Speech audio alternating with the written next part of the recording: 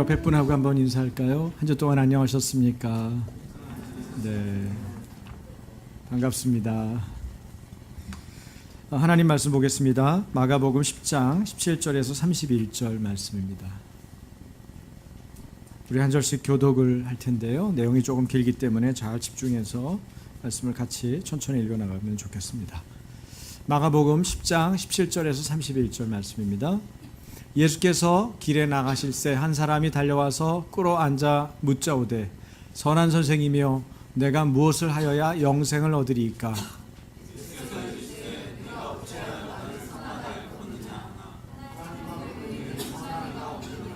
내가 계명을 안 하니 살인하지 말라, 간음하지 말라, 도둑질하지 말라, 거짓 증언하지 말라, 속여 빼앗지 말라, 내 부모를 공경하라 하였느니라.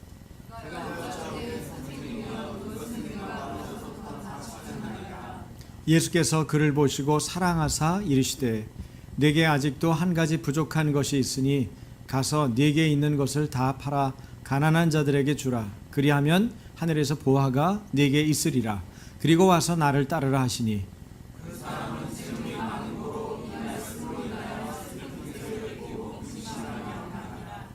예수께서 둘러보시고 제자들에게 이르시되 재물이 있는 자는 하나님의 나라에 들어가기가 심히 어렵도다 하시니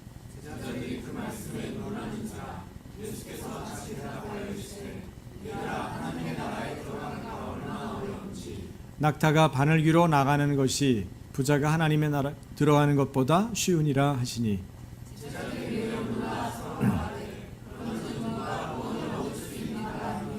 예수께서 그들을 보시며 이르시되 사람으로는 할 수 없으되 하나님으로는 그렇지 아니하니 하나님으로서는 다 하실 수 있느니라.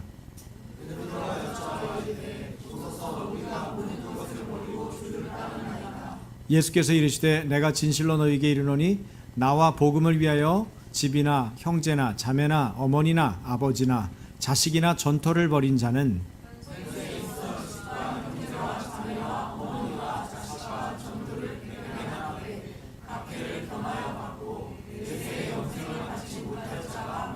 (31절) 함께 읽습니다. 그러나 먼저 된 자가 나중되고 나중된 자가 먼저 될 자가 많으니라. 아멘. 자주 대하는 말씀이지만 잘 이해하기 어려운 말씀입니다. 자주 대하는 말씀이지만 지켜내기가 쉽지 않은 말씀이죠. 고난이나 실패를 경험하고 나면 흔히 우리는 그 이유를 하나님으로부터 찾으려고 합니다. 하나님, 왜 이런 시련을 주십니까? 왜 이런 고난을 주십니까? 그런데 하나님은 그 일에 대해서 대개의 경우 답하지 않으십니다. 하나님의 음성이 가장 절실하고 또 가장 간절할 때에 주님은 때로 침묵하십니다. 그러면 사람들은 하나님이 죽었다, 하나님이 죽었으니 말이 없는 거다, 아니면 하나님이 내가 하는 일 따위는 상관하지 않는다, 하나님한테는 큰일, 위대한 일, 이런 일들만 관심이 있는가 보다, 그런 생각을 할 수가 있습니다. 그런데 정말 그럴까? 한번 생각해 보십시오. 여러분이 잘 알고 있는 대로 누가복음 8장에는 야이로, 회당장 야이로의 딸 얘기가 나옵니다. 회당장 야이로의 딸이 죽을 병이 들었습니다. 그래서 이 유대교의 회당장임에도 불구하고 야이로는 예수님을 찾아갑니다. 그 상황을 이렇게 묘사하고 있죠. 누가복음 8장입니다. 같이 읽겠습니다. 예수의 발 아래에 엎드려 자기 집에 오시기를 간구하니 이는 자기에게 12살 외딸이 있어 죽어감이라. 이게 바로 회당장 야이로, 유대교의 회당장 야이로가 취한 행동이에요. 예수의 발 아래에 어떻게 했다고 그래요? 엎드렸다는 거예요. 얼마나 오죽이나 간절했으면. 여러분 누구한테 도움을 청하러 갔을 때 이렇게 엎드려 본 적 있습니까? 살려달라고? 도와달라고? 제 기억에 저는 없어요. 여러분 있으세요? 얼마나 간절했을까요? 예수의 발 아래에 엎드려. 죽어가는 외동딸을 생각하면서 예수님 발 아래에 엎드리고 간구하는 유대교 회당장. 그런데 예수님은 길 가시는 도중에 누군가가 예수님 옷자락을 만져서 자신의 능력이 나가는 것을 아십니다. 그래서 멈춰 서고 그 사람을 찾고 그 사람, 그 여인도 병이 나은 것을 확인하고 그 여인과 대화를 하느라고 시간을 늦추게 됩니다. 예수님이 늦추는 그 한시는 죽을 병이 든 딸의 구원을 바라는 아비에게는 천금 같은 시간이죠. 지금 내 딸이 소중한데, 내 딸이 죽을 병이 걸렸는데, 내 딸 때문에 지금 움직이고 있는 건데 왜 멈춰서 그렇게 오랜 얘기를 하시나? 지금 나를 도우려고 가시고 계셨던 거 아닌가? 그 사이 회당장 집에서 온 사람은 절망적인 소식을 들려주죠. 누가복음 8장 49절입니다. 제가 읽겠습니다. 당신의 딸이 죽었습니다. 선생님을 더 괴롭게 하지 마십시오. 포기하라는 거죠. 그런데 더 기가 막힌 얘기는 그 다음 얘기예요. 예수님이 이런 소리를 옆에서 듣고도 뭐라고 그러세요? 오히려 이렇게 말씀하십니다. 다 같이 두려워하지 말고 믿기만 하라. 그리하면 딸이 구원을 얻으리라. 여러분 따라서 해보시겠어요? 예수 안에 절망은 없다. 예수 안에 절망은 없다. 예수 안에 절망은 없다. 여러분 머릿속에 이 말씀이 계속 맴돌기를 축복합니다. 예수님 안에 절망이 없습니다. 주님께 여러분이 전심으로 구했으면 진심으로 신뢰하십시오. 여러분이 온 마음으로 구하십시오. 그러고 나면 온 마음으로 믿으십시오. 마음의 진심으로 믿으십시오. 주님은 믿을 만한 분이십니다. 믿는 자에게 하나님의 선하심과 인자하심이 영원하다는 것을 믿고 의지하는 것이 정말 중요한 것입니다. 믿고 구하면 반드시 받습니다. 야고보서 4장 2절 3절은 이렇게 말하죠. 너희가 얻지 못하면 구하지 아니하기 때문이요 구하여도 받지 못하면 정욕으로 쓰려고 잘못 구하기 때문이다. 우리가 정욕으로 쓰려고 잘못 구하는 것이 아니라면 그건 받아도 독이 될 테니까, 그건 얻어도 결국 나한테 유익이 되지 못할 테니까, 그런 것이 아니고 정당하게 자녀로서, 하나님의 자녀로서, 하나님의 백성으로서 여러분이 정당하게 구하는 것이라면 여러분 바로 구해야 합니다. 전심으로 구해야 합니다. 간절히 구해야 합니다. 여러분 하나님이 우리가 일용할 양식을 얻기를 원하시나요? 그럼요. 그래서 오늘날 우리에게 일용할 양식을 주옵시고, 여러분 예수님께서 제자들에게 직접 가르쳐 주신 기도 아니에요? 오늘날 우리에게 일용할 양식을 주옵시고 일용할 양식을 구하셔야 돼요. 그리고 매일매일 나에게 일용할 양식이 공급되는 것을 인해서 어떻게 해야 돼? 놓치지 말아야 돼. 하나님이 나에게 공급하시는구나. 나를 사랑하시는구나. 나를 이끄시는구나. 나는 예수님 없이는 못 사는구나. 그 부분들을 계속 고백해야 돼요. 받을 때는 얘기 하나도 안 하다가 없으면 계속 얘기해. 없다고. 없는 거 계속 얘기해 보세요. 여러분 하나님 안 계시는 것 같아요. 목사인 저도 우리 교회에 필요한 것들이 있잖아요. 제가 기대하는 것이 있잖아요. 근데 만약에 없는 것들만을 막 얘기를 하면 어떨까요? 하나님 안 계시는 것 같다니까요. 하나님이 주신 것만 이야기하면요, 하나님께서 내게 공급하신 것들을 이야기하기 시작하면 그것으로 충분한 것 같아요. 만족이 돼요. 중요한 거는 나의 마음의 초점이 어디를 향해 있느냐 하는 것입니다. 하나님을 여러분이 정말 신뢰하시기를 축복합니다. 정말 믿고 의지하기를 축복합니다. 거기서 믿음의 폭발력이 나오는 것입니다. 요한복음 14장 14절 역시 같이 말씀 읽겠습니다. 아니 방금 전 거예요. 네, 같이 내 이름으로 시작. 내 이름으로 무엇이든지 내게 구하면 내가 행하리라. 내 이름이 누굽니까? 예수 그리스도의 이름이죠. 여러분 예수 그리스도의 이름에 능력이 있어요. 예수 그리스도의 이름으로 무엇이든지 예수 그리스도에게 구하면 예수 그리스도께서 행하시겠다고 그래요.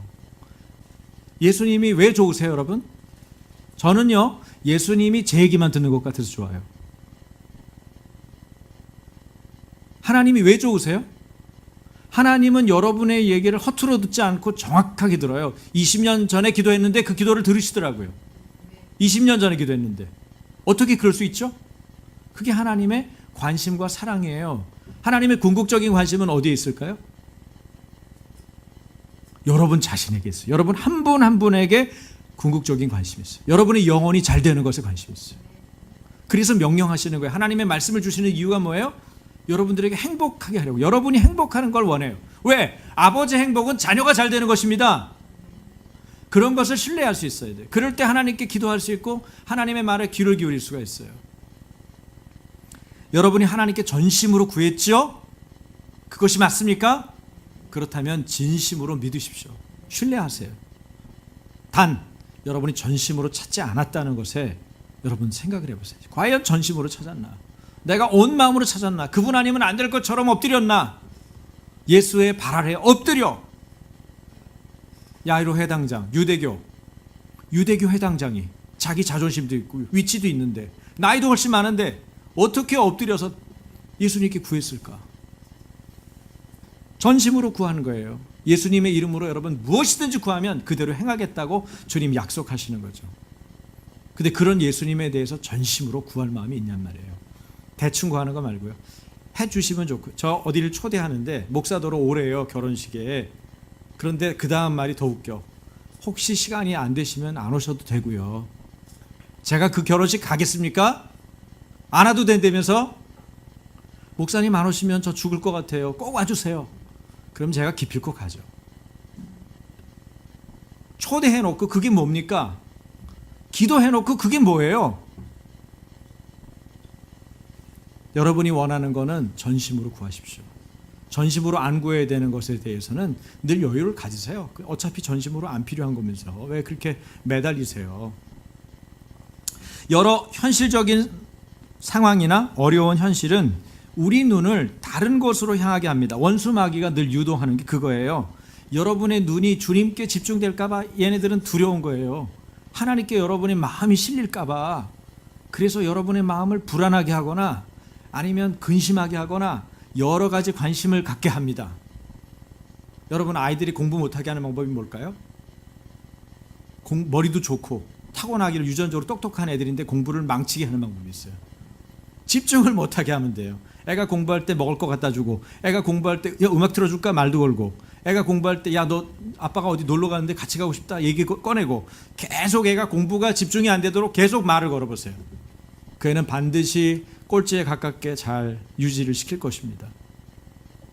신앙생활의 집중도는요, 여러분 신앙생활에 집중하는 것이 신앙의 실력이에요. 뭐 이제 예수 믿으니까 천천히 믿지 뭐. 내가 한 40년 믿었고 앞으로도 한 30년은 믿을 것 같으니까 천천히 믿으면 되지 않겠어? 예배당에 뭐 오늘도 예배가 있고 내일도 예배가 있고 목사님 뭐 아침에 찾아가도 만나 주실 거고 저녁에 가도 만나 줄 거고 걱정이 없어요. 그러니까 갈급하지 않은 거예요. 갈급하지 않으니까 아무 일도 없는 거예요. 왜 결혼하고 나면 자기 부인한테 자기 남편한테 시원치 않죠? 대하는 태도가 간절하지 않거든. 어차피 이 남자가 내랑 영원히 살 거니까, 내 아내가 영원히 살 거니까. 그런데 그런 마음의 태도를 바꾸고 이 아내가 나에게 주신 하나님의 유일한 선물이라는 것을 깨닫고 이 남편이 내게 주신 하나님의 특별한 선물인 것을 알고 거기에다 마음을 주기 시작하면 어떨까요? 그러면 그 시간과 그 마음과 그 계획이 오늘 나에게만 주어진 것 같기 때문에 소중한 거예요. 저는 가끔요, 여러분들과 다음 주에 못 만나면 어떻게 할까? 그런 생각할 때가 있어요. 제가 건강이 나빠서가 아니고 그런 생각 하나님이 주실 때가 있어요. 그럼 오늘이 마지막 설교인데 어떻게 해야 되죠? 꼭 해야 될 일이기를 하지 않았겠어요? 근데 우리 예수님이 제자들에게 말씀을 전할 때 이렇게 하신 것 같아요. 여러분 이제 마가복음을 보면 마가복음이 너무너무 재밌는데 마가복음에 등장하는 그 사람들에 대해서 네 부류로 예수님이 나눠요. 네 부류로. 근데 그걸 어디서 눈치챌 수 있냐면 씨 뿌리는 비유에서 눈치챌 수가 있어요. 우선 길가에 마음밭을 얘기하는 거예요. 길가에 떨어진 사람이, 마음밭이 길가에 떨어진 씨앗처럼 느껴지는 사람이 있다는 거예요. 그 사람들은 누구겠어요? 바리새인들. 말씀이 탁 떨어지면 어떻게 해요? 새가 와서 탁 쪼아서 먹어요. 그 사람들은 말씀이 뿌리 내릴 겨를이 없어요. 그리고 어떤 사람은 돌밭 같다는 거예요. 돌밭. 말씀을 받을 때는 은혜를 받아요. 그런데 정작 성장하지 못하죠. 왜 그럴까요? 믿지 않기 때문에. 지속적으로 믿음으로 유지하지 않기 때문에 그런 거예요. 그런데 그 사람들을 누구라고 얘기하는 줄 아세요? 예수님이 제자들이. 와, 너무 끔찍해. 그 얘기는 제가 마가복음 얘기하면서 좀 더 구체적으로 논리적으로 여러분 예를 들어가면서 설명할게요. 이거 동의가 안 되는 분들도 있을 거예요. 지금 얘기할 때. 그런가 하면은 가시떨기에 있는 사람, 씨앗이 뿌려진 경우, 그런 사람들은 말씀을 이렇게 받잖아요. 그럼 계속 근심하고 걱정하고 염려하고, 그 다음에 자기의 어떤 삶의 문제에 묶여가지고 역시 말씀이 영향력을 못 미쳐요. 이 세 부류는 동일하게 뭐예요? 믿지 않는 거예요. 제자인데도, 말씀을 많이 연구한 바리새인인데도, 예? 예수님 주변을 맴돌고 듣기는 많이 들었던 사람들인데도 믿지 않는 거예요. 근데 믿는 사람들은 누구예요? 좋은 땅에 씨앗이 심겨오는 거예요. 단 한 번에 떨어졌어도 그것을 믿는 사람들이에요. 그 사람들은 사람을 짊어지고 예수님께 데려다 놓고, 어떤 사람은 걸리면은 돌에 맞아 죽을 수도 있는데 자기가 부정한 병에 걸렸는데도 예수님 옷자락만 만지면 나을 거라고 생각하고, 자기가 유대교 회당장인데 자기 딸 죽어간다고 그 예수님 자기 무릎을 굽혀서 예수님 발 앞에 엎드려서 예수님 도와주세요라고 외치는 사람들이에요. 이 사람들은 마음밭이 뭐예요? 옥토예요. 좋은 땅에 심기우는 거예요. 그래서 반드시 열매를 거두는 거예요.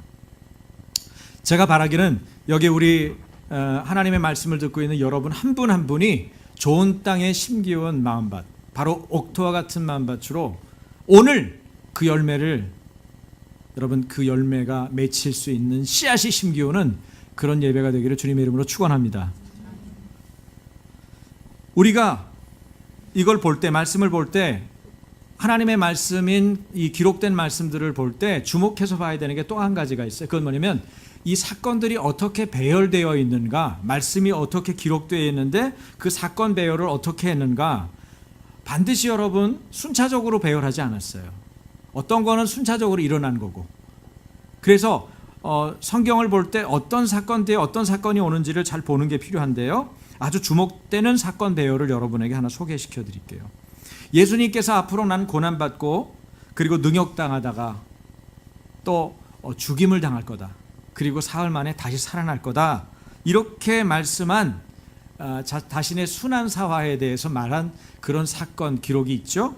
근데 그런 말씀을 한 대목 다음에 반드시 나오는 사건이 있어요. 뭘까요? 예수님이 자신이 고난받고 순환당하고 그 다음에 죽임당하고 다시 사흘 만에 살아나게 되는데 하고 그 얘기 꺼낸 다음에 반드시 나오는 이 얘기가 있어요. 제가 다시 한번 확인해 봤어요. 이게 정말 그런가? 그런 사건 배열로 정말 나오나? 근데 제가 다 뒤져봤는데 정말 다 나오더라고요. 이 얘기 무슨 얘기야? 의도적으로 사건을 배열한 거죠. 의도적으로 그 다음 사건에 기록을 한 거예요. 그게 뭔지 아세요? 아침경에 이제 우리 교인들은 안 잊어먹겠지. 이번에 얘기하면 그게 뭐냐면 제자들의 자리 다툼 사건이에요.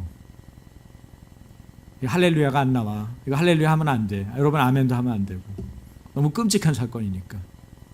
예수님은 얘들아 나 이제 죽는다, 나 이제 고난받는다, 나 이제 능욕당한다, 그 얘기를 하고 있는데 제자들은 완전히 낯빛을 전혀 그것과 공감되는 낯빛으로 표현하지 않고 경청하지 않는 거죠. 관심 없는 거예요. 그리고 뭐라고 그래요? 예수님 나라가 임할 때, 예수님이 영광 중에 오실 때 우리들 왼쪽 오른쪽이요. 예수님 누가 더 크죠? 저 사람이 나요. 누가 더 크냐를 얘기하고 있고, 그 다음 예수님 영광 중에 오실 때 왼쪽과 오른쪽에 우리 자리를 주세요 하고 야고보와 요한은 말하고 있다는 사실이에요. 여러분이 가서 보세요. 복음서에 기록된 예수님의 순환사와 다음에 어떤 사건들이 그 다음 나오나. 자리 다툼하고 있다고요. 예수님 관심하고는 자기 관심이 전혀 일치되지 않은 거예요. 어떻게 이럴 수가 있죠? 엄마는 아파 죽겠다고 그러는데 자식 새끼들은 씨름하고 자빠져 있는 거죠. 열받는 거예요. 어떻게 이럴 수 있죠? 하나님은 지금 하나님의 마음이 어디에 쏟아져 있는데 하나님의 백성들, 하나님의 제자라고 하는 작자들은 아무 관심이 없어요. 하나님의 마음과. 여러분 이럴 때 어떨까요? 마음이 너무 심합니다. 이기적입니다. 자기밖에 모릅니다. 사람이 이기적이면 남이 보이지 않습니다.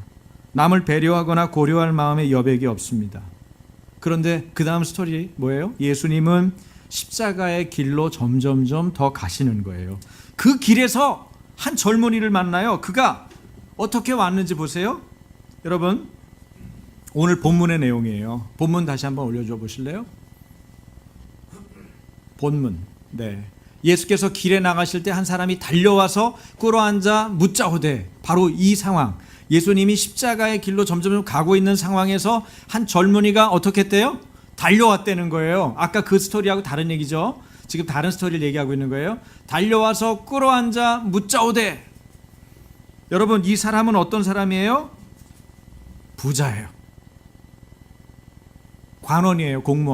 공무원이에요. 공무원인데 이 사람이 그 유산을 많이 받았는지 부자예요. 이 사람 스펙이 어땠을까요? 스펙 좋았죠. 네? 나이도 젊어요. 그리고 예수님이 중요하게 여기는 건 뭐예요? 너 내가 명령한 거, 하나님께서 말씀하신 율법 잘 지켰냐? 그랬더니 뭐라 그래요? 이 사람이 어려서부터 다 지켰대요. 여러분 우리하고는 비교가 안 돼요. 스펙이. 네? 말씀 지킨 거, 나이 젊은 거, 그 다음에 부자. 여러분 이 사람보다 돈 많은 사람 없거든요. 우리 여기. 그리고 공무원이에요. 그 당시에 직분, 신분 이게 확보된 사람. 지금으로 말하면 학교 선생님쯤 될 것 같은데. 근데 돈이 많다고. 아쉬울 게 있어요? 없어요? 없잖아요. 그런데 달려와서 예수님께 달려와서 그리고 나서 말을 거는 거예요. 주님, 어떻게 하여야 영생을 얻을 수 있습니까? 이 사람이 행위로 영생을 얻는다는 얘기를 들어보았을 때는 이 사람이 바리새파에서 교육받은 사람이구나 우리가 짐작할 수 있어요. 그런데 예수님은 이 사람을, 이 젊은이를 보고 어떻게 하셨다고 나와요? 네? 그 앞에 나와 있나요? 이 사람 보고 뭐라고 그래요? 사랑하사. 21절에 나와 있죠? 예수님이 이 사람을 보시고 사랑하사 그랬어요. 뭐 때문에 사랑하셨을까요? 초면에? 그 전에 보셨나? 뭐 때문에 사랑하셨을까요? 이렇게 다 가지고 있으면 아쉬울 게 없을 것 같은 이 사람의 관심이 어디 있어요? 영생에 있잖아요. 영원한 생명에. 여러분 이렇게 하기 어려워요. 여러분이 아쉬울 게 없는데 예수님 관심 있겠어요? 여러분이 아쉬울 게 없는데 하나님이 하나님 나라를 우리에게 주시기 원한다는 사실에 대해서 믿으려고 하겠어요? 잘 안 됩니다. 그런데 이 사람 아쉬울 게 없다니까요. 아쉬울 게 없는데 뭘 찾아요? 영생을 어떻게 하여 얻느냐고 예수님께 질문하고 있는 거예요. 그것도 달려와서. 그러니 이 잘 나가는 사람이 그러고 있으니 예수님이 안 거예요. 이 사람에게 중요한 관심사는 이거구나. 이렇게 마음을 쏟아서 관심을 갖고 있는 이 친구, 이 젊은 친구 대단하구나. 야, 이 정도 제자급이면 이 친구가 날 따르면은 우리 제자들 분위기가 달라질 텐데. 제자의 급수가 달라질 텐데. 왜? 나중에 보면 예수님이 명령을 하시고 나를 따르라 그러시거든요. 그 얘기는 따르라는 얘기 뭐예요? 제자 삼고 싶다는 얘기시죠. 예수님이 밝히신 거야, 의도적으로.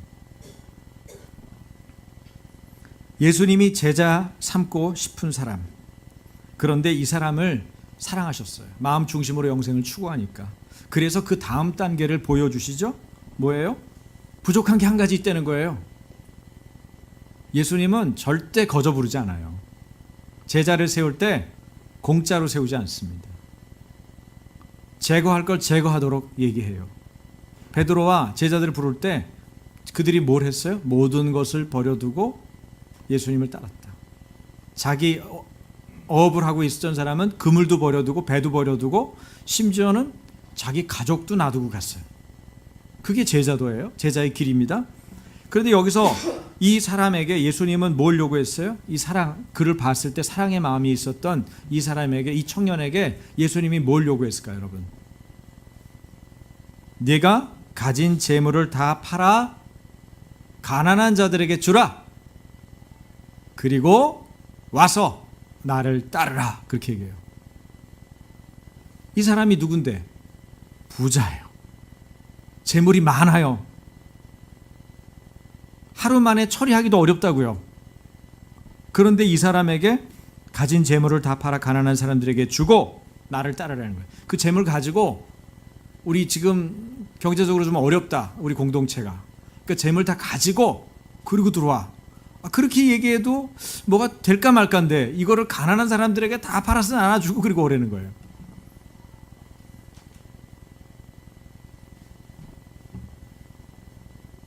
이게 문제였죠. 그 사람에게는 가진 재물이 너무 많았어요. 재산도 지키고 영생도 지키면 얼마나 좋겠습니까? 어떤 사람에게 어리석은 부자가 되겠냐 아니면 천국에 들어간 가난한 나사로가 되겠냐 그랬대요. 여러분은 제가 이렇게 질문 드리면 어리석은 부자, 그러니까 천국에 못 들어간 부자죠. 천국에 못 들어간 부자가 되겠어요? 아니면 천국에 들어갔지만 세상 살 때는 가난했던 나사로가 되시겠어요? 예? 대답해 보세요. 부자죠? 아니요. 너무 제가 낮춰서 얘기했나요? 그럼 가난하게 사시는 나사로가 되시겠어요? 그랬더니 아주 지혜로운 어린이가 이렇게 대답했어요. 부자면서 천국에 들어가는 나사로가 되겠어요. 두 가지를 다 택하겠대죠. 근데 그거 어렵습니다. 궁극적인 관심은 하나를 요구하는 거예요. 생명을 걸고 쫓을 만한 관심을 묻는 거죠. 돈도 취하고 영생도 얻을 수는 없습니다. 우상도 섬기고 하나님을 섬길 수 없습니다. 돈도 믿고 하나님도 믿을 수는 없습니다. 겸하여 섬기거나 동시에 믿을 수 없는 것들이에요. 그러니까 오늘 여러분하고 말씀에서 확인하려고 그러는 거는 여러분 자신의 궁극적인 관심은 뭐냐는 거예요. 여러분의 궁극적인 관심, 양보할 수 없는 그 유일한 그 한 가지 생명을 걸 만한 관심은 뭐냐는 거예요. 한 목사님이 성도 가정을 신방했어요. 그런데 이분이 낚시를 즐겨서 7년 동안 낚시하느라고 주일날 교회를 안 나오는 거예요. 그런데 하필이면 낮에 목사님이 신방을 했는데 그분이 거기 앉아서 신방을 받은 거죠. 그러니까 목사님 너무 기가 막힐 거 아니에요. 아니 7년 동안 우리 교회 못 나오셨는데 우리 형제님은 뭐 어려운 일이 있으셨나 봐요. 그랬더니 이제 자초지종을 이제 목사님 어차피 만나기로 한 거니까 목사님한테 다 얘기를 하더래요. 사실은요, 제가 금요일 날 되면 낚싯대가 너무 이렇게 좋아 보인다는 거예요. 그 낚싯대를 챙기고 토요일 날 직장이 끝나자마자 바로 낚시를 간대요. 가면은 예배는 지키려고 반드시 마음을 생각을 하고 낚싯대 들고 간대요. 그럼 낚시를 하다 보면 낚시가 너무 재밌고 시간 가는 줄 모르고 있다가 보면은 주일이 지나고 저녁에 오면서 후회를 한다는 거예요. 다음 주에는 꼭 낚시 가지 말고 교회를 꼭 가야겠다. 낚시를 하더라도 토요일 날 딱 끊고 내가 그 다음 날 주일 날 예배를 지켜야겠다. 근데 그 다음 주 금요일이 되면은 역시 금요일 날 낚싯대가 눈에 확 들어온대요. 그래도 토요일 날 끝나면 드디어 낚시다 그러고 간대요. 가가지고 딱 끊고 주일날 예배를 지키려고 했는데 보면은 주일날 오후라는 거예요. 그걸 7년을 했다는 거예요. 그분 대단한 분이잖아요. 뭘 해도 할 만한 분이에요, 그죠? 7년간 낚시를 버틴 거예요. 아내는 집 사고. 그랬더니 그 목사님이 딱 쳐다보면서 당신 하나님 믿을 거요, 낚시 믿을 거요. 둘 중에 하나 선택해요. 하나님 믿을 거면 낚싯대 꺾어요. 딱 그렇게 단호하게 해쳤다는 거예요. 그 목사님도 대단하죠. 7년 동안 여일하게 버틴 분인데 안 나갈 수 있도록 그렇게 딱 얘기를 했는데 이분이 있잖아요. 그 말씀이 들렸나 봐요. 그 실제로 낚싯대를 꺾었대요. 그 다음 주에 주일날 나온 거죠. 그리고선 다시 신방을 받는데 그러더래요. 목사님, 저한테 보통 얘기하는 사람들은 낚시 좀 그만하고 적당히 조절해서 하고 이렇게 말을 한다는 거예요. 그런데 내가 그 조절이 됐으면은 낚시를 주일날 오후까지 하다가 가겠냐는 거야. 집도 들여다봐야 되는데 애들도 못 보고 집도 못 보고 예배도 같이 못하고 계속 그러고 살았는데 내가 7년 동안 그랬는데 그게 되는 거였으면은 좀 조절해서 할 수 있는 거였으면은 내가 진작에 그렇게 하고 했지. 그런데 어느 누구도 나한테 좀 적절하게 조절하고 낚시도 하면서 이것도 하고 이렇게 얘기를 했는데 목사님은 오셔서 낚싯대를 꺾으라고 처음으로 저한테 그런 얘기를 한 분이라는 거야. 근데 자기한테 그 얘기 해줄 사람이 필요했다는 거예요. 그리고 그걸 자기가 꺾었다는 거예요. 그리고 예배를 받는데 너무 행복하더래요. 애들도 좋아하고. 그 얘기를 두 번째 신방 왔는데 이제 그 얘기를 간증하더라는 거예요. 근데 목사님도 본인이 제정신이 아니었다 그렇게 얘기하시더라고. 어떻게 그런 얘기까지 했을지 모르겠다. 근데 그렇게 단호하게 끊으라고 그렇게 말을 했는데 그분이 그렇게 들어줘서 그분을 살릴 수 있는 좋은 계기가 됐다. 그 얘기를 하시더라고요. 여러분, 하나님과 동등하게 여기는 것이 궁극적인 관심이에요. 돈이 궁극적인 관심일 수 있습니다. 어떤 사람에겐 술이 궁극적인 관심일 수 있어요. 재산 모으는 게 궁극적인 관심일 수 있습니다. 가정의 행복, 이것이 궁극적인 관심일 수 있어요. 자식이 궁극적인 관심일 수 있어요. 요즘 궁극적인 관심이 될 만한 것들이 여기저기 얼마나 많은지 몰라요. 그리고 뉴스에서 여러 가지 문화적인 활동에서 그 다음에 어떤 사회적인 분위기에서 이 한국 사회는 특별히 우리의 관심을 여기저기에 끌고 갈 수 있는 게 너무 많아요. 특별히 먹는 거, 먹방 대단하잖아요. 또 여러분 우리 다이어트하고 몸매 만드는 거 이거 대단하지 않아요? 또 남자들한테 차, 휴대폰 이게 얼마나 우리 아파트 여러분 우리의 관심을 끌만한 것들이 얼마나 집요하게 하여튼 TV를 틀어도 사람들을 만나도 무슨 이야기를 해도 신문을 봐도 관심들은 막 끌고 가요. 사람을 불안하게 만들어요. 뭐가 없으면 내가 살 수 있을까? 나는 그거 준비 안 됐는데 가능할까? 이런 불안을 막 조장해요. 여러분 두려움은요 사람을 끌고 가는 힘이 있어요. 사람이 불안하잖아요. 여러분이 끌려가는 것입니다. 왜 예수 믿는 사람에게 평안이 있는 게 중요한 줄 아세요? 왜 예수님이 내 안에 제대로 들어오시면 우리 안에 생명과 평안이 유지되는 줄 아세요? 주님의 인도함을 제대로 받을 수 있도록 하기 위해서요. 그래서 주님의 임재가 있는 곳에 생명과 평안이 있는 거예요. 여러분 주님의 임재가 없이는 예수님 없이 예수님을 떠나서는 아무것도 아니고 살 수가 없다고 얘기하잖아요. 성경이. 왜 그 누누이 강조하는 줄 아세요? 진짜 예수님 없으면 여러분 다른 것을 쫓아가게 돼 있고 다른 것을 예배하게 돼 있어요. 우리가.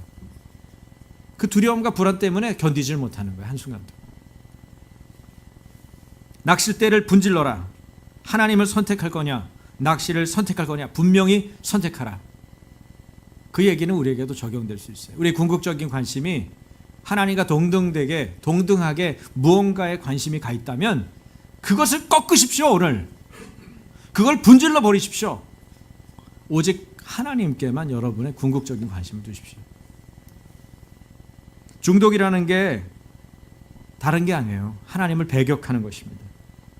그래서 이 청년에게 예수님은 재물을 다 팔아라 그렇게 말한 거예요. 왜? 이 사람에게 재물은 궁극적인 관심이었기 때문에 자기의 관심을 끌 만큼 많은 것을 가지고 있는 거예요. 그러니까 궁극적인 관심이죠. 그런데 이 청년이 관심을 보였던 게 뭐예요? 영생이죠. 예수님은 그에게 와서 나를 따르라고만 하셨어요. 그렇습니다. 여러분 영생이 뭡니까? 따라서 해보세요. 예수님 안에 들어가는 것이 영생이다. 왜? 예수 안에 생명이 있고 영생이 있다고 그랬잖아요. 예수 안에 들어가는 것이 영생입니다. 하나님의 아들을 믿는 것이 영생입니다. 하나님의 아들을 아는 것, 그것이 영생이에요. 예수님이 계신 곳이 천국이죠. 예수님과 함께 살아가는 것이 영생입니다. 예수 안에 생명이 있습니다. 요한일서에 아주 뚜렷한 설명이 제가 말씀드린 이 말씀이 있죠. 자, 요한일서 5장 11절 12절 천천히. 또 증거는 이것이니 하나님이 우리에게 영생을 주신 것과 이 생명이 그의 아들 안에 있는 그것이니라. 아들이 있는 자에게는 생명이 있고 하나님의 아들이 없는 자에게는 생명이 없느니라. 하나님의 아들이 여러분 안에 계시다면 예수님을 여러분이 믿고 받아들이셔서 그 아들이 주인과 왕으로 여러분의 생명과 평안을 끼치는 영향력자로 굳건하게 계시다면 그건 여러분에게 영생이 있는 거예요. 영생의 증거예요. 요한일서 5장 20절 21절은 표준 세번역으로 이렇게 되어 있습니다. 제가 읽겠습니다. 우리는 하나님의 아들이 오셔서 그 참되신 분을 알 수 있도록 우리에게 이해력을 주신 것을 압니다. 우리는 그 참되신 분 곧 하나님의 아들 예수 그리스도 안에 있습니다. 이분이 참 하나님이시요 영원한 생명이십니다. 어린 자녀 여러분, 여러분은 우상을 멀리 하십시오. 어린 자녀, 우상을 가까이 하는 자는 어린 자녀, 영적으로 어리다는 거죠. 여러분 중에 하나님과 동등된 것을 가지고 계신 분들은 아직은 여러분이 어린 것입니다, 영적으로. 그러나 여러분 그것에 대해서 실망하지 마십시오. 이 부름에 대해서 여러분이 응답하면 돼요. 우상을 멀리해라. 그럴 때 멀리하고 순종하면 되는 거예요. 순종하면 쉽고 불순종하면 어렵습니다. 그것이 신앙생활입니다.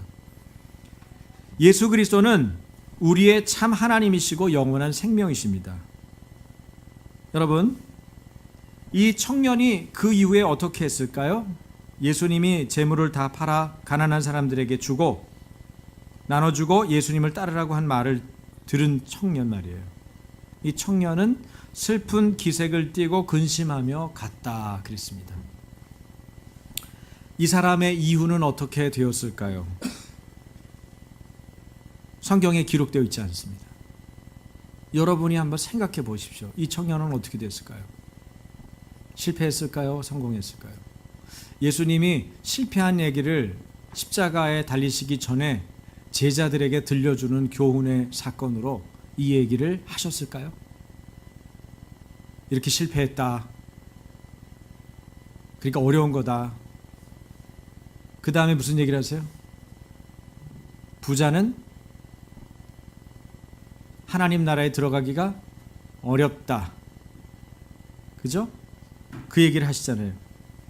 그러니까 낙타가 바늘귀로 나가는 것보다 부자가 하나님 나라에 들어가는 게 어렵다. 그러니까 돈 벌 생각하지 말고 하나님 나라나 들어가라. 그 얘기예요? 네? 천국 들어가기 어려워요. 그럼 가난한 사람은 여러분 하나님 나라 들어가기 쉽습니까? 가난한 사람 돈 벌어야 되기 때문에 어렵습니다. 교회 나오기도 어렵고요. 네? 제가 가끔 얘기하잖아요. 하루에 70만 원씩 주말에만 벌린대요. 그래서 주일날은 예배 나올 수가 없대요. 다른 날은 별로 안 벌리는데 주일날만 그렇게 많이 벌린대요. 그래서 예배 지킬 수가 없대요. 자기 먹고 살아야 된대요. 결혼도 못 한대요. 네? 아침부터 저녁까지 일해야 되기 때문에. 왜 사느냐고 묻거든 돈을 많이 벌어야 된다고 말씀드리겠습니다. 네? 내가 먹고 살아야 되기 때문에. 그런데 이 젊은이가 어떻게 됐을까를 조금 생각해 볼 수 있게 하는 대목이 있어요. 그거는 그가 슬퍼했다는 거예요. 왜 슬퍼했을까요? 주님을 따르고 영생을 얻고 싶은데 그럴 수 없는 자신을 봤기 때문입니다. 자신의 문제, 자신의 장애물을 본 거예요. 예수님의 말씀을 통해서 그가 어떤 장애물을 갖고 있는지를 본 거예요. 예수님께 나아가려면 이 재물을 가지고 있는 것이 나한테는 궁극적인 관심이기 때문에 이것이 장애물이구나, 이걸 안 거예요. 슬퍼했다는 거는요, 이 젊은이의 가능성을 말해주고 있어요. 여러분, 고민이 없으면 슬퍼하지 않습니다. 그렇지 않아요? 네, 알았어요. 저는 제 길을 가겠습니다. 그럼 되는 거죠. 그런데 이 청년은 슬퍼했다는 거예요. 가능성을 염두에 둘 수 있는 태도예요. 그렇다면 성경 본문의 그 다음을 읽어봐야 되는데, 말씀드린 대로 부자의 구원이 어렵다는 얘기를 하고 있고 가난한 사람도 역시 하나님 나라 들어가기는 어려운 건 마찬가지다. 그 말씀을 드렸어요. 사람의 힘으로는 하나님 나라에 들어갈 수가 없다는 얘기를 하는 겁니다. 가난한 사람도 부자도, 예? 많이 배운 사람도 못 배운 사람도 어때요? 하나님 나라 들어가는 거는 원래 어려운 거예요. 좁은 문이잖아요. 좁은 길로 가야 돼요. 그런데 마가복음 10장 27절에 이렇게 말하죠. 누가 들어가죠? 마가복음 10장 27절 다 같이, 예수께서 그들을 보시며 이르시되 사람으로는 알 수 없으되 하나님으로는 그렇지 아니하니 하나님으로서는 다 하실 수 있느니라. 여러분, 하나님으로는 다 하실 수 있어요. 사람의 방법은 없어 보이지만 하나님은 하실 수 있어요. 내가 천국 하나님 나라에 들어가려고 생각하면은 너무 이 조건이 아닌 것 같아요. 나는 하나님 나라 못 들어갈 것 같아요. 구원 못 받을 것 같아요. 그런 생각이 들잖아요. 내 죄를 내가 알고, 내 삶을 내가 알고, 내 과거를 내가 아는데, 현재의 내 마음의 태도를 아는데 하나님 나라 못 들어갈 것 같잖아요. 그런데 뭐라고 그러세요? 사람으로는 할 수 없지만 하나님은 그렇지 않다. 하나님으로서는 다 할 수 있다. 내가 하나님께 붙어 있느냐가 중요해요. 예수님께 내가 붙어 있느냐가 중요해요. 그래서 믿음은 하나님의 선물입니다. 구원은 하나님의 은혜입니다. 내 힘으로는 안 됩니다. 그러나 하나님은 다 하실 수 있습니다. 그 청년은 구원의 가능성이 있는 사람입니다. 그가 그 후에 다시 돌아왔을지, 그대로 떠나서 다시는 돌아오지 않았을지 알 수는 없어요. 다음 이야기는 성경에 없기 때문에. 그러나 주님께서 사람을 세우는데 실패한 이야기라면 어째서 굳이 여기에다 기록을 해두셨냐는 거죠. 이 사건의 다음 장은 마가복음 11장인데 여기에는 주님께서 십자가를 지기 전에 마지막으로 예루살렘 성으로 예루살렘으로 입성하는 장면이 나와요. 그 바로 전에 부자 청년 이야기가 나온 거예요. 뭐예요? 제자들에게 꼭 들려주어야 될 예수님의 말씀을 기록해 놓은 거죠. 가진 것을 다 팔아 뭐예요?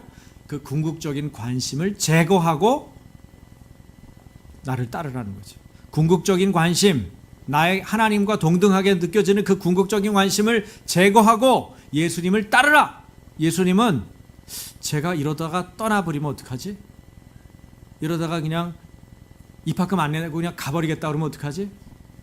이러다가 제자의 길을 안 가겠다고 말하면 어떡하지? 그런 거 계산하지 않아요.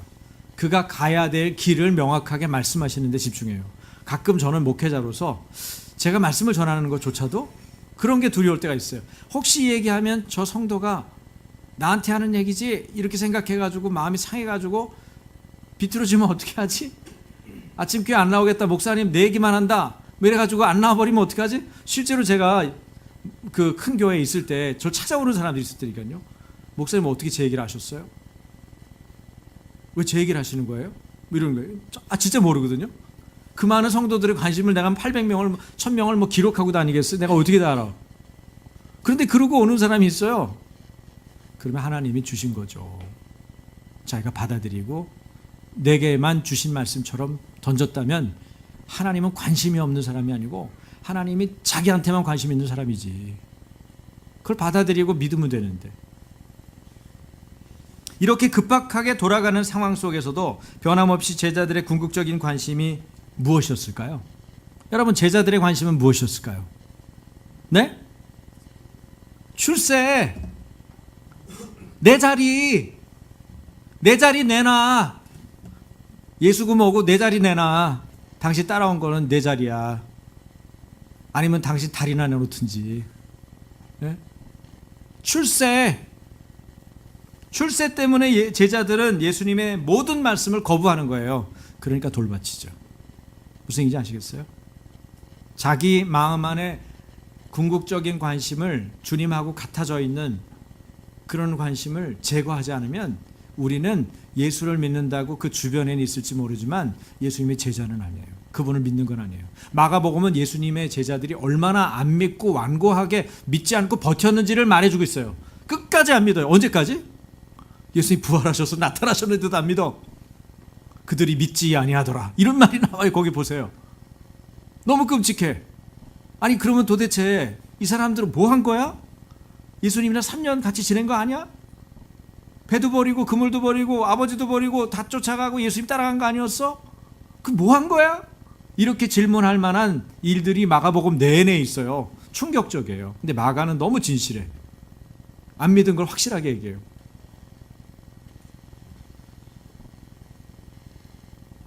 예수님을 따르지만 아직도 믿지 않는 제자들, 기회만 닿으면 자리다툼만 하는 제자들. 이 마가복음은 초제일관되게 제자들의 불신을 말하고 있습니다. 예수님이 씨 뿌리는 비유에서 지적하는 돌밭의 마음을 가진 사람들이 다름 아닌 바로 제자들이라는 거죠. 어떻습니까? 저는 이 얘기를 여러분하고 나누면서 참 부끄러웠습니다. 내 모습이구나. 우리들의 모습이구나. 말씀은 거울 같아서 어떤 때는 숨이 막혀요. 나를 다 들여다봐야 되니까. 슬픕니다. 슬픈 기색을 하고 예배당을 떠날 때가 있어요. 여러분은 어떠세요? 그러나 우리는 다시 주님의 전으로 돌아와야 합니다. 그것이 영생을 얻는 길이기 때문입니다. 예수님께로 언제나 돌아가야 합니다. 믿는 자의 궁극적인 관심은 예수님을 따르는 것이어야 돼요. 우상은 하나님 외에 다른 궁극적인 관심을 가지고 있는 것입니다. 그래서 우상을 뭐라고 그래요? 탐심이라고 그러는 거예요. 우상은 탐심이니라. 골로새서에 나와 있죠. 하나님을 신뢰하는가? 하나님을 정말 신뢰하는가? 그렇다면 여러분의 궁극적인 관심을 하나님께만 두십시오. 하나님께 자신의 소망을 두는 자는 복된 사람입니다. 시편 146편 1절에서 5절입니다. 우리 같이 읽어요. 1절에서 5절까지 한숨에. 시편 146편 1절에서 5절. 없어요? 그러면은 여러분이 성경을 찾으십시오. 시편 146편 1절에서 5절. 네, 없는 분 옆에 분 챙겨서 같이 보고 읽었으면 좋겠어요. 시편 146편 1절에서 5절. 네, 찾으셨으면 아멘. 네, 같이 읽겠습니다. 할렐루야. 내 영혼아 여호와를 찬양하라. 나의 생전에 여호와를 찬양하며 나의 평생에 내 하나님을 찬송하리로다. 귀인들을 의지하지 말며 도울 힘이 없는 인생도 의지하지 말지니 그의 호흡이 끊어지면 흙으로 돌아가서 그날에 그의 생각이 소멸하리로다. 야곱의 하나님을 자기의 도움으로 삼으며 여호와 자기 하나님에게 자기의 소망을 두는 자는 복이 있도다. 5절만 다시 한번.